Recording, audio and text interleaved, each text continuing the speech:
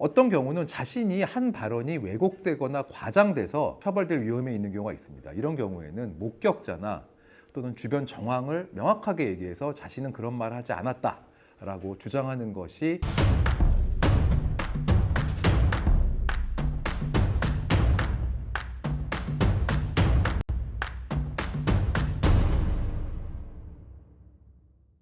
군필 변호사 김유돈 변호사입니다. 이번 영상에서는 상관모욕죄에 대해서 좀 알아보고자 합니다.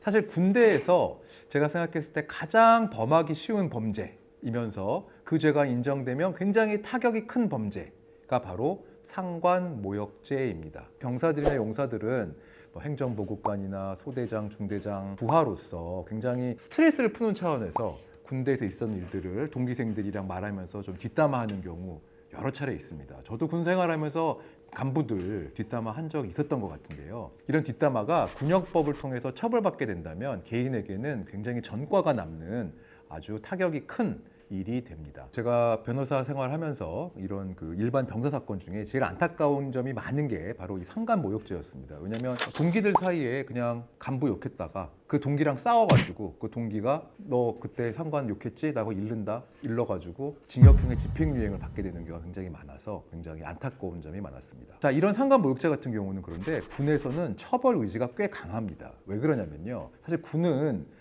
군기 확립이 가장 중요한 목적 중에 하나인데 상관을 욕하게 되면 사실 군기가 흔들리고 군 기강이 해이해지는 것으로 보일 염려가 크기 때문에 군에서 군기를 확립하고자 하는 군 수사기관이나 지휘권자 입장에서는 상관을 욕한 범죄에 대해서 그것을 무조건 관용으로만 대할 수는 없습니다. 또 하나는 요즘에 트렌드 중에 하나가 여군들이 좀 많아지는 추세이기 때문에 여군을 성적으로 희롱하는 방식으로 모욕하는 경우가 많아요. 이런 경우에 여군들은 남군이 자기를, 특히 그것도 부하가 성적으로 희롱하면 보통의 경우는 굉장히 화가 많이 나기 때문에 합의가 안 됩니다. 그리고 피해자가 분명히 있는 범죄이기 때문에 이런 경우에는 사실은 처벌될 위험이 굉장히 높아집니다. 자, 이렇게 상관모욕을 해서 본인이 수사를 받거나 기소를 당할 위험이 있다면 어떻게 해야 될까요? 어떤 경우는 자신이 한 발언이 왜곡되거나 과장돼서 처벌될 위험에 있는 경우가 있습니다. 이런 경우에는 목격자나 또는 주변 정황을 명확하게 얘기해서 자신은 그런 말을 하지 않았다라고 주장하는 것이 중요합니다. 반면에 자기가 그러한 말을 했다고 하더라도 무죄가 될 여지가 없는지 법률 전문가와 상담을 통해서 잘 판단하는 것이 중요합니다. 판례 하나를 소개해 드리겠습니다. 부사관 카톡방에서 동기들이 모여있는 카톡방이었어요. 교관이 화장실 청소를 시키면서 자꾸 지적을 하는 거예요. 근데 사실은 화장실 청소라는 게 습기도 많고 그러면 아무리 청소를 해도 다시 습기가 올라와서 또 더러워 보이잖아요.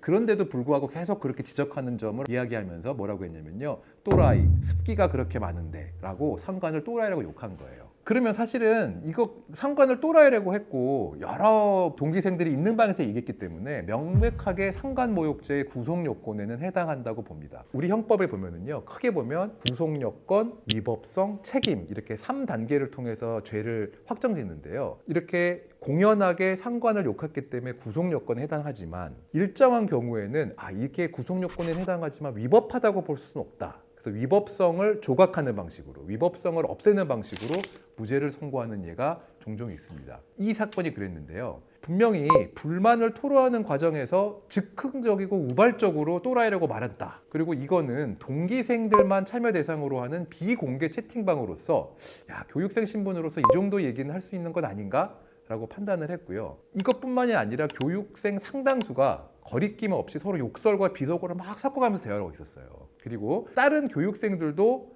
피고와 비슷한 불만을 다 갖고 있었고 피고인의 표현은 단 1회에 그쳤다. 욕한 부분이 전체 카톡방 대화 내용 중에 비중이 높지 않았다라는 점들을 모두 종합해서 상관모욕의 구속요건에는 해당하지만 위법하다고 볼 수는 없어. 그래서 무죄를 선고한 사안이었습니다. 그래서 본인의 어떤 모욕 행위가 형식적으로, 즉 구속요건적으로는 상관모욕에 해당한다고 하더라도 그 전후 사정이나 여러 가지를 법률 전문가와 상의해서 주장을 하면 무죄를 받을 수도 있다. 이렇게 보시면 되겠습니다. 자, 지금까지 이렇게 상관모욕죄에 대해서 알아봤고요. 물론 이렇게 무죄를 받을 수 있는 경우도 있지만 잘못한 것이 인정이 되면 그 상관모욕을 당한 상관과 합의하고 협의해서 선처를 받는 것이 굉장히 중요합니다. 지금 우리나라의 수사기관과 재판부에서는 이 상관모욕죄가 인정이 되면 집행유예밖에 선고할 수가 없기 때문에 좀 이게 형이 너무 과하다. 그래서 웬만하면 좀 잘 선처해주고자 하는 마음은 있습니다. 합의가 된다고 하면 기소유예를 받게 되는 경우도 굉장히 많이 있기 때문에 그렇게 절차를 진행하시는 것도 좋을 것 같고요. 다만 아까 말한 대로 이렇게 여군을 희롱한다거나 상관을 모욕하는 경우에는 그분들이 화가 많이 나 있기 때문에 본인이 직접 가가지고 합의를 시도하는 것보다는 변호인을 선임을 한다든가 제3자를 통해서 합의 절차를 진행하는 것이 더 사건을 효과적으로 마무리할 수 있는 방법이라고 생각합니다. 자, 지금까지 상관 모욕죄에 대해서 알아보았습니다. 자, 이 영상이 도움되셨다면 구독과 좋아요 부탁드리겠습니다. 자, 지금까지 군필 변호사 김유돈 변호사였습니다.